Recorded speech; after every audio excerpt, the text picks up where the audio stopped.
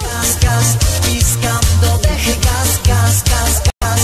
Policja goni nas, gaz, gaz, gaz.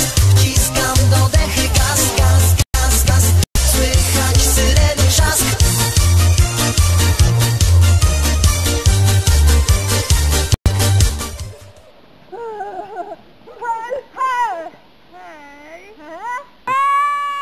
Kto chce? Krystyna z gazowni. Krystyna z gazowni.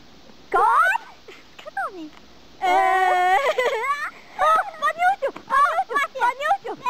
Ty widzę, gdzie może... Gaz zimny! Chyba ziemny. Zimny! Ja, gaz ziemny. Zwany również błękitnym paliwem. Paliwo kopalniane pochodzenia organicznego zbierane też w skorupie zielskiej w źródle... Gaz? Co ty, paniusiu, do nas gadasz? Gaz ziemny. No. Nie,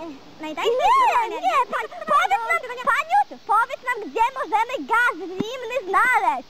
Na górze, góra szczytów. Czyli mamy wejść na szczyt góry. Nie, macie wejść na górę, góra szczytów. Co? Czyli na szczycie góry znajdziemy górę, która ma szczyt. Nie, tam jest góra szczytów. Nie. Czyli mamy wejść na byle jaką górę? Nie na byle jaką, tylko na górę szczytów. Czyli góra się nazywa! No tam, po jasnej Janierki!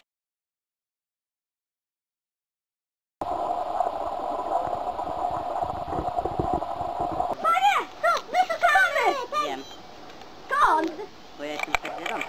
Mamy ten. Szukamy tego.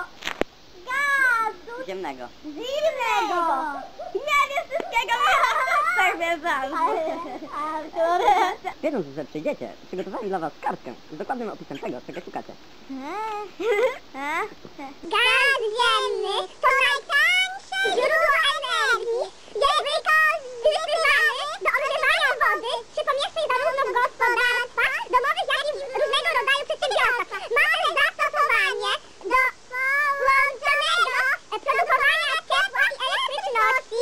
Mamy zastosowanie też jako paliwo klimatyzacji. To my tego szukamy? Ale nie mamy tego, no właśnie. Łopaty. Tak! Tak, wiem. Oto łopata. Kartka!